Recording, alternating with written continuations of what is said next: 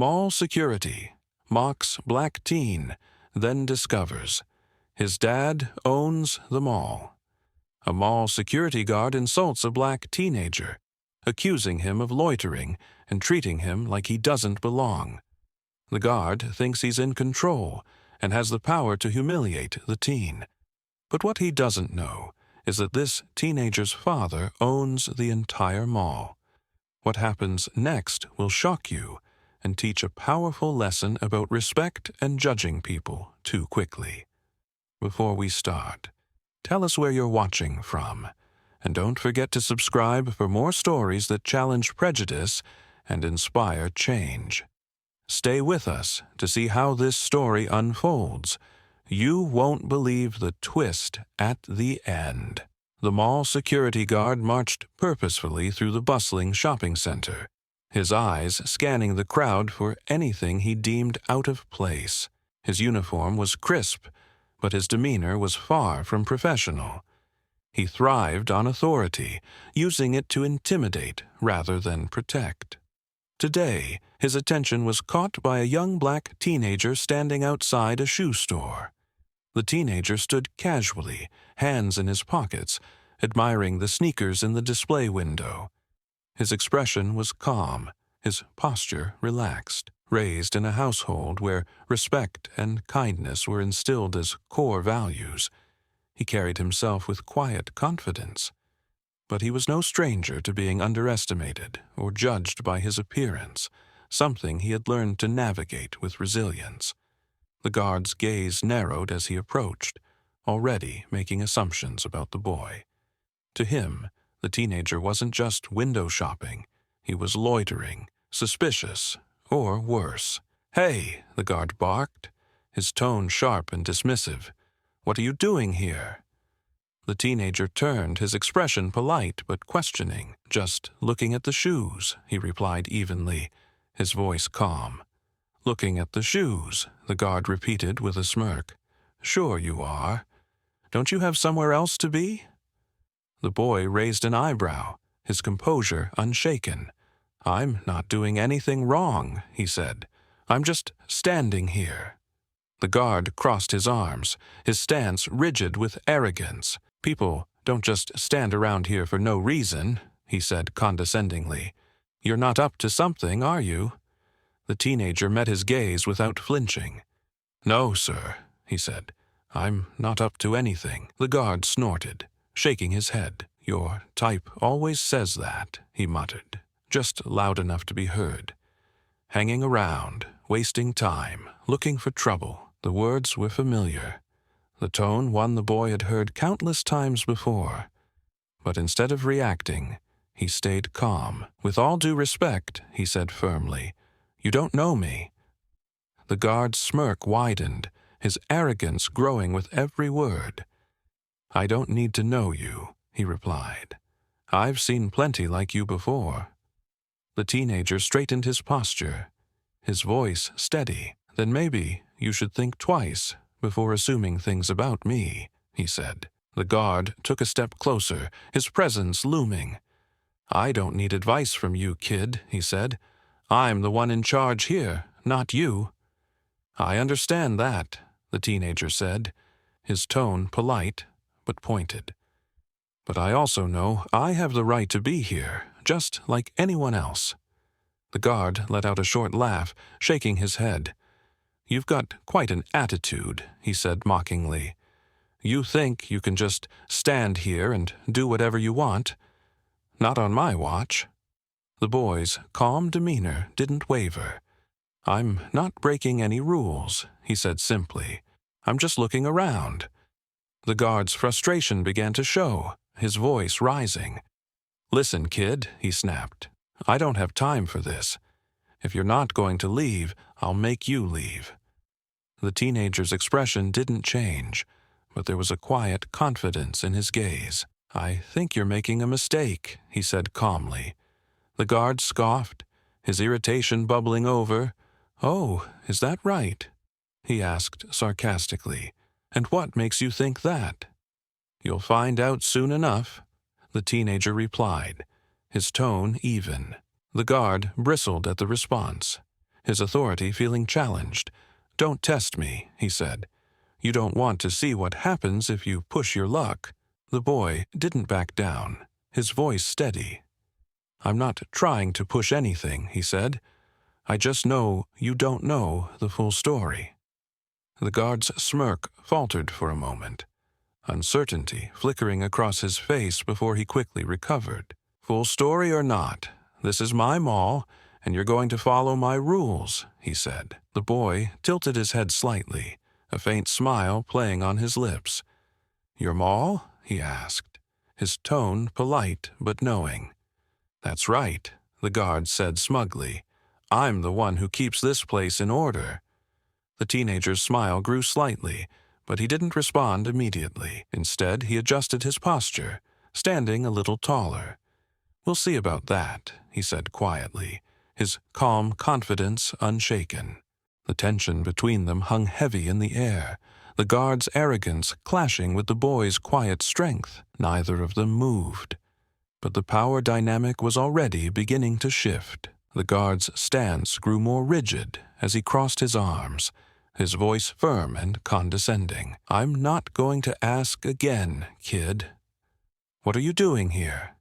Hanging around, hoping to cause trouble?" The teenager's calm demeanor didn't falter as he replied. "I'm not causing any trouble. I'm just walking around, looking at the stores like anyone else." The guard let out a short, mocking laugh. "Like anyone else? You're loitering, standing here like you own the place. That's not what people just walking around do." "I don't think standing in one place is against any rules," the boy said, keeping his tone steady. "And I haven't bothered anyone. Why are you treating me like this?" "Because I can," the guard shot back, his voice laced with arrogance. "It's my job to keep this mall in order, and I decide who stays and who goes." A few passers-by began to slow their steps, sensing the tension. A young woman glanced at the two of them before quickly looking away, while an older man frowned, shaking his head slightly. The teenager noticed the bystanders but didn't let it distract him. He knew moments like these drew attention, but he also knew he couldn't let the guard's behavior go unchecked. "With all due respect, sir," the boy began, his voice firm but respectful. "You're making assumptions about me without knowing anything about who I am or what I'm doing." "Assumptions?" the guard said, his smirk growing. "I don't need to make assumptions. I've seen enough kids like you hanging around, waiting to make trouble. It's my job to stop it before it starts." The teenager met his gaze evenly. "And what exactly have I done that makes you think I'm here to make trouble?" "You're standing here," the guard snapped, his tone growing more agitated. "Lingering, acting suspicious. That's enough for me." The boy raised an eyebrow but remained calm. "Standing in a mall and looking at a store is suspicious now?" he asked. "That doesn't make sense." The guard stepped closer, towering over the teen. "Don't get smart with me," he said, his voice low and threatening. "You're not going to talk your way out of this." "I'm not trying to talk my way out of anything," the teenager replied, his tone steady. "I just don't understand why you're treating me differently from everyone else walking through the mall." The guard scoffed, shaking his head. "Differently? Don't play the victim with me, kid. I treat everyone the same." The boy's lips tightened slightly, but his composure remained intact. "If that were true," he said quietly, "we wouldn't be having this conversation." Nearby, a small group of shoppers had gathered, whispering to each other as they watched the interaction unfold. "He's not doing anything wrong," one woman murmured to her friend. "Why is the guard harassing him like this?" A man standing near the food court shook his head. "It's because he thinks he can get away with it," he said under his breath. "That kid's handling it better than most adults would." The guard seemed oblivious to the growing murmurs, his focus solely on the teenager in front of him. "Listen," he said, his tone sharp. You've got two choices. You can leave on your own, or I can make you leave. Your call." "I'm not leaving," the boy said firmly. "I haven't done anything wrong, and I have every right to be here." The guard's smirk returned, though it was tinged with frustration. "You really want to test me, don't you?" he said. "You're not as clever as you think, kid. This is my mall, and I'm in charge." The boy's expression didn't change, though there was a glint of quiet confidence in his eyes. "Are you sure about that?" he asked calmly. The guard's smirk faltered for a split second before he quickly recovered. "What's that supposed to mean?" he demanded. "It means," the boy said evenly, "you might want to think carefully about how you're handling this." The guard stepped back slightly, narrowing his eyes. "Is that a threat?" he asked, his voice dripping with mock indignation. "It's not a threat," the teenager replied. "It's advice." The guard let out a short, humorless laugh. "Advice? From you? That's rich," he said. "Here's some advice for you. Leave now before I call for backup and have you thrown out."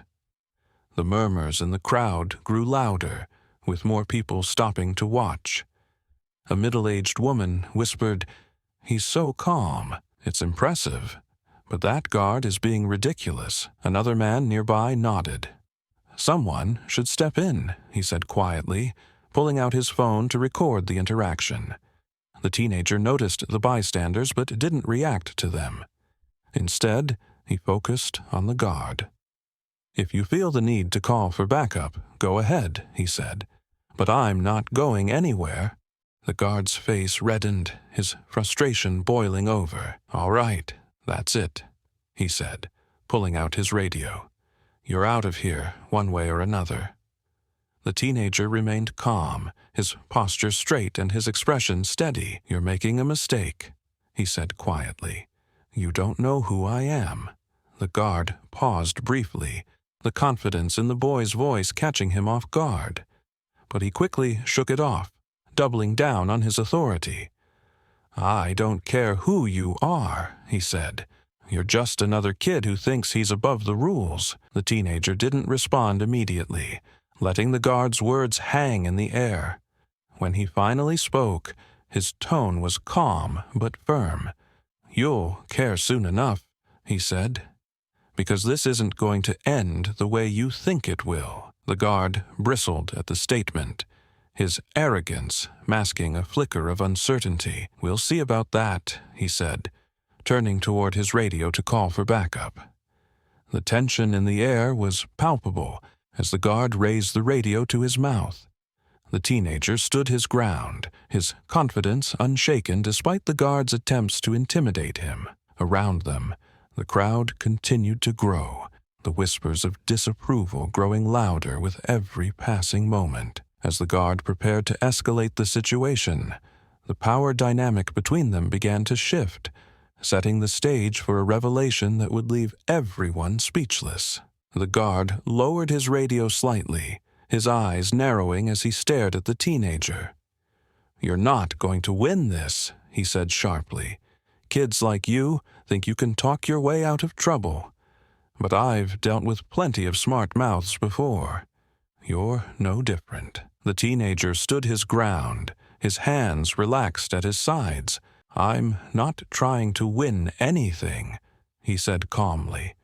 "I just think you should stop and think about how you're treating people." "Treating people," the guard repeated with a mocking laugh.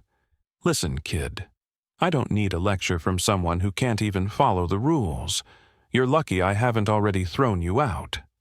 "For what?" the teenager asked, his tone polite but firm. "What rule have I broken?" The guard's smirk faltered for a moment before he quickly recovered. "You're loitering," he said, "hanging around, making people uncomfortable." "That's enough." "Making people uncomfortable?" the boy repeated, raising an eyebrow. "Or is it just you who's uncomfortable?" A few murmurs rippled through the crowd of onlookers, who had grown larger since the exchange began. A man with a phone whispered to the woman next to him, "He's handling this so well. That guard is completely out of line." The guard ignored the crowd, his focus fixed on the teenager. "You don't get to question me," he snapped. "I'm the authority here, and what I say goes." "Authority doesn't mean you're always right," the teenager said calmly. "Sometimes it just means you have more responsibility to treat people fairly." The guard's face reddened, his frustration boiling over. "Don't talk to me about responsibility," he barked. "You don't know the first thing about what it takes to do my job. And you don't know the first thing about me," the boy replied evenly. "But that hasn't stopped you from making assumptions." The tension in the air thickened as the two stared each other down. The guard's arrogance clashed with the teenager's quiet confidence, creating a palpable sense of unease. The onlookers whispered among themselves, their disapproval of the guard's behavior growing louder. "You think you're so clever, don't you?" the guard said, his tone dripping with sarcasm. "Well, let me make something clear. You're not. You're just another kid who thinks he's better than the rules, but not in my mall." The teenager tilted his head slightly, his expression thoughtful. "Your mall?" he asked, a faint smile tugging at the corners of his lips. "That's right," the guard said smugly. "I keep this place in order. Without me, this place would fall apart." The boy's smile widened just a fraction. "Interesting," he said quietly, "because I don't think this mall belongs to you." The guard bristled, his posture stiffening. "What's that supposed to mean?" he demanded. "It means you might want to reconsider how you're handling this situation," the boy said. "You don't know who you're dealing with." The guard let out another short laugh, though it sounded more forced this time. "Oh, please," he said. "You're just another kid trying to act important. It's not going to work on me." The teenager remained calm, his voice steady. "I'm not trying to act important," he said. "I just think you should be careful about making assumptions." "Enough," the guard snapped, his frustration reaching its peak. "I've had it with your attitude. If you don't leave right now, I'm banning you from this mall permanently." The boy didn't flinch. "Banning me?" he asked, his tone polite. "On what grounds?"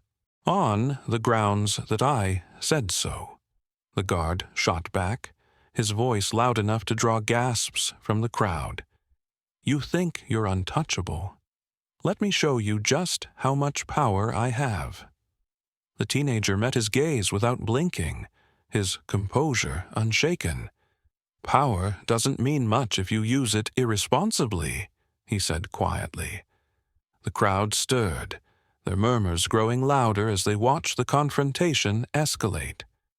A middle-aged man with a shopping bag muttered, "That guard is digging himself into a hole.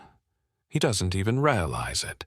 A young woman holding her phone whispered, "He's so confident. I bet there's something he's not saying." The guard turned toward the crowd, his face red with frustration. "Everyone back off," he barked. "This doesn't concern you." "It does if you're treating people unfairly," someone called out, earning a ripple of agreement from the onlookers. The guard turned back to the teenager, his voice shaking with anger. "You think you can embarrass me in front of all these people?" he demanded. "You're going to regret this." The boy's faint smile returned. "I'm not trying to embarrass you," he said. "But you're right about one thing. You are going to regret this." The guard's eyes narrowed, his confidence faltering slightly. "What are you talking about?" he asked. The teenager straightened his posture, his calm demeanor unwavering. "You'll see," he said simply. "But first, I suggest you take a good look at the situation and ask yourself if this is really the path you want to take." The guard scoffed, though there was a flicker of uncertainty in his expression. "You're bluffing," he said, though his voice lacked its earlier conviction. The teenager didn't respond immediately, letting the silence stretch out for a moment before speaking again. "Am I?" he asked, his tone quiet but firm. The tension in the air was almost unbearable as the guard stared at the boy, trying to gauge his confidence. The crowd watched intently, their whispers filling the space as they speculated about what was happening. The teenager finally broke the silence, his voice calm, but with an unmistakable edge. "Let me make this easy for you," he said. "You don't know who I am, but you're about to find out. And when you do, you're going to wish you'd handled this differently." The guard froze, the boy's words hanging heavily in the air. The power dynamic had shifted completely, leaving the guard scrambling to maintain control. The crowd held their breath, waiting for what would happen next. The boy's calm demeanor and subtle hints had set the stage perfectly, leaving everyone, including the guard, on edge. The revelation was coming, and it was going to change everything. The teenager stood his ground as the guard glared at him, trying to reassert his authority. "You're not going to intimidate me," the guard said sharply. "Kids like you always think you can talk your way out of trouble, but not with me." The boy calmly reached into his pocket and pulled out his phone. "I'm not trying to talk my way out of anything," he said evenly, "but I think you should know who I am before you go any further." The guard laughed, his voice loud and mocking. "Oh, really? And who are you supposed to be?" he sneered. "Some big shots kid?" The teenager smiled faintly. "Something like that," he replied as he dialed a number. Holding the phone to his ear, he said calmly, "Dad, can you come to the West Wing entrance? There's a situation here with security." The guard froze for a moment, then shook his head dismissively. "Calling your dad? Really? That's your big move? What's he going to do, complain to the manager?" he said sarcastically. The teenager didn't reply, lowering the phone after a brief conversation. He looked directly at the guard, his expression calm but firm. "You'll find out soon enough," he said. The crowd around them began murmuring, their interest growing. "Did he just call his dad?" someone whispered. "Who's his dad?" "Probably nothing," the guard muttered under his breath, but his confidence was starting to waver. He glanced nervously at the growing number of onlookers, who were now openly watching the interaction. A few minutes later, the sound of purposeful footsteps echoed through the hallway. A tall, well-dressed man approached, his expression calm but serious. The guard's face fell as he recognized the man. He was the owner of the mall. "Dad," the teenager said, his tone respectful but with a hint of relief. "Thanks for coming." The man nodded and turned his sharp gaze to the guard. "What's going on here?" he asked, in a tone that was firm but controlled. The guard stammered, suddenly looking much smaller than before. "Sir, I didn't realize—" "You didn't realize what?" the man interrupted. "That this is my son? Or that your behavior is completely unacceptable?" "I thought he was loitering," the guard said weakly. "I was just doing my job." "Your job," the man repeated, his tone cold. "Your job is to make sure everyone in this mall feels safe and welcome, not to harass and humiliate people." The guard looked down, his arrogance now replaced with visible regret. "I didn't mean to. I didn't know," he muttered. "You didn't know, because you didn't bother to find out," the man said firmly. "Instead, you jumped to conclusions and treated my son, and probably others, the way no one should be treated."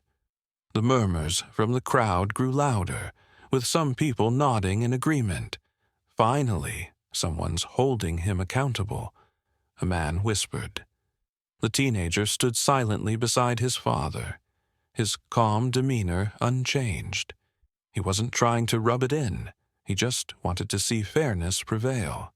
"I'm sorry," the guard mumbled, his voice barely audible. "It won't happen again." "You're right, it won't," the man replied, "because I can't have someone like you representing this mall. You're done here. Hand in your badge and leave."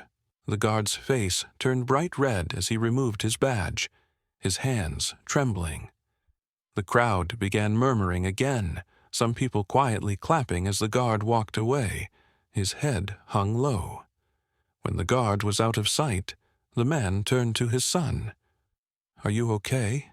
he asked gently. "I'm fine," the teenager replied. "But this isn't just about me. He's probably treated other people the same way."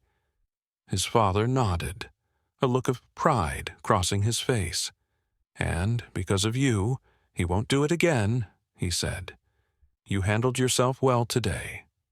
I'm proud of you." "Thanks, Dad," the teenager said, his voice quiet. "I just wanted to make sure he understood he couldn't treat people like that." The man placed a hand on his son's shoulder.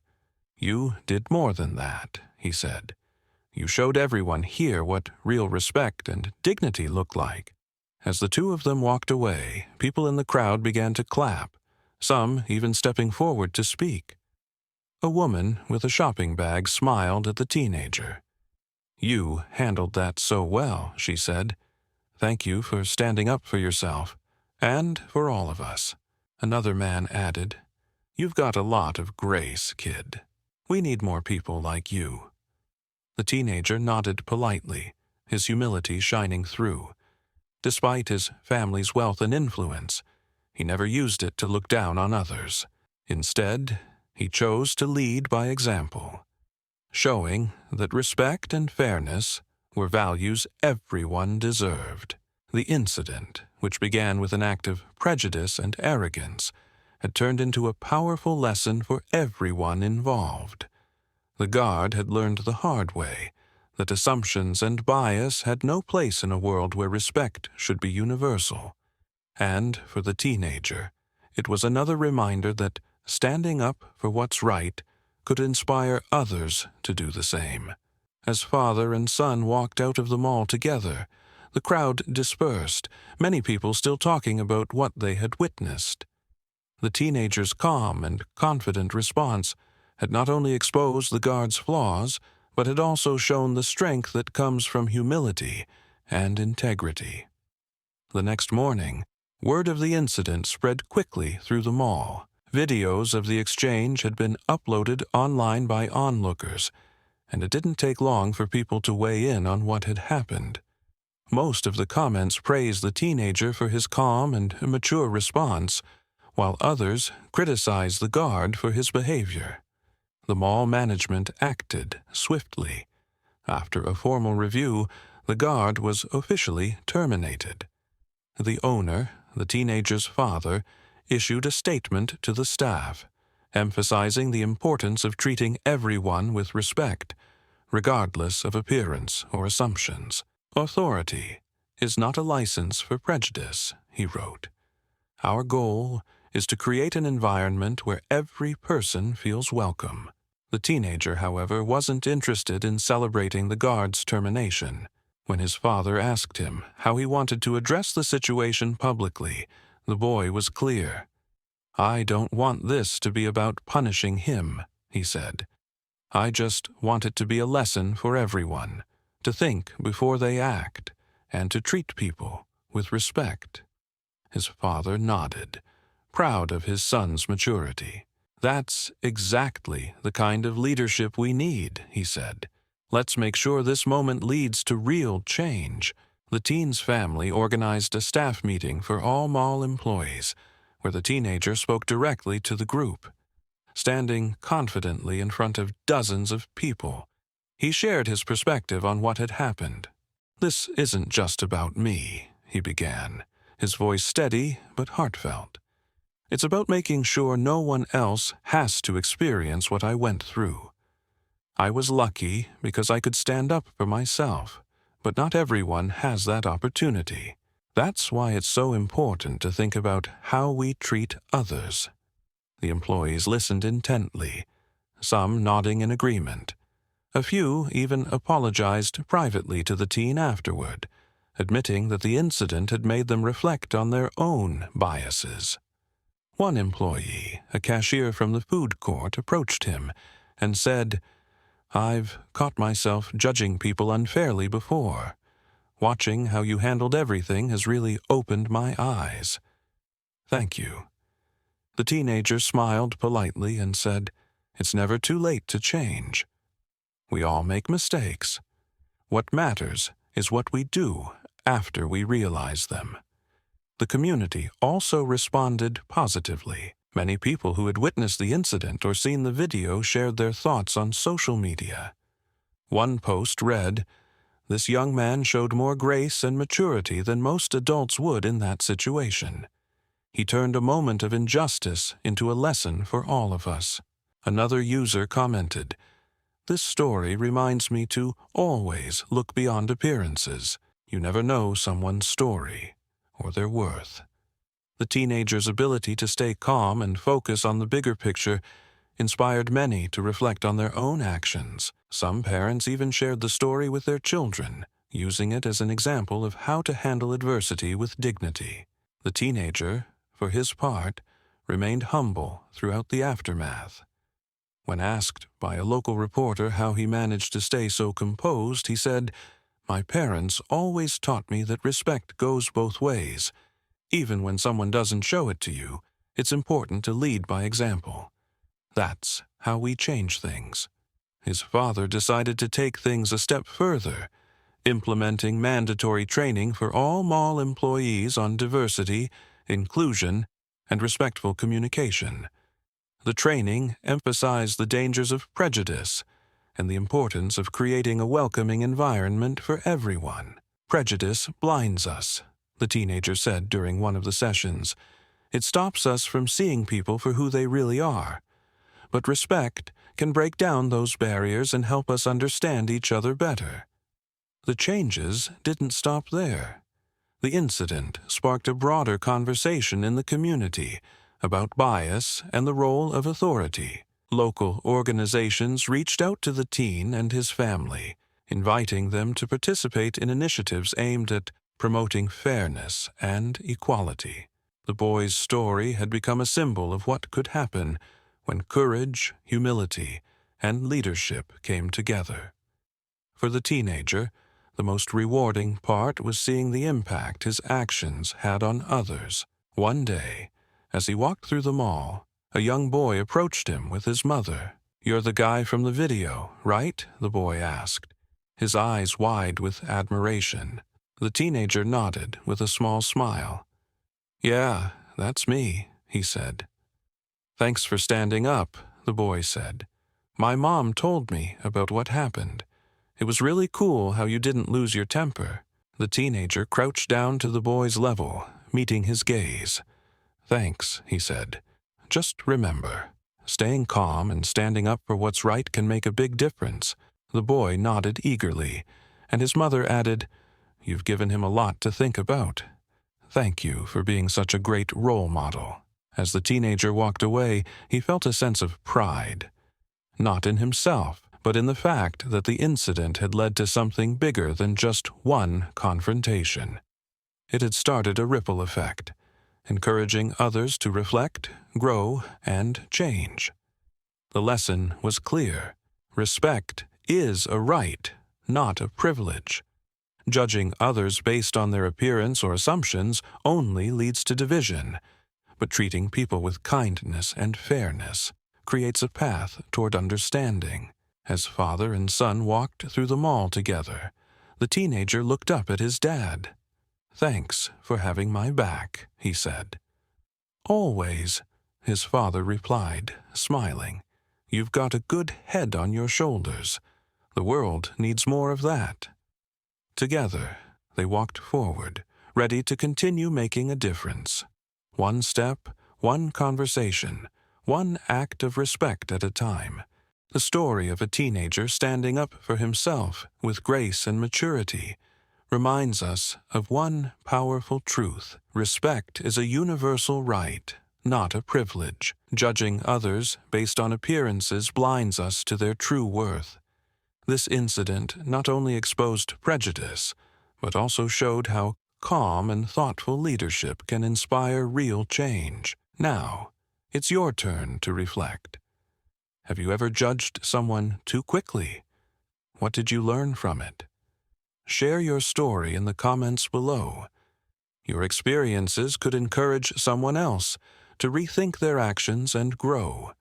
If this story inspired you, don't forget to like, share, and subscribe for more impactful tales that challenge injustice and celebrate resilience.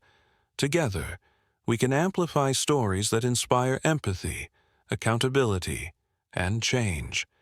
Thank you for watching and being a part of this journey toward understanding and equality.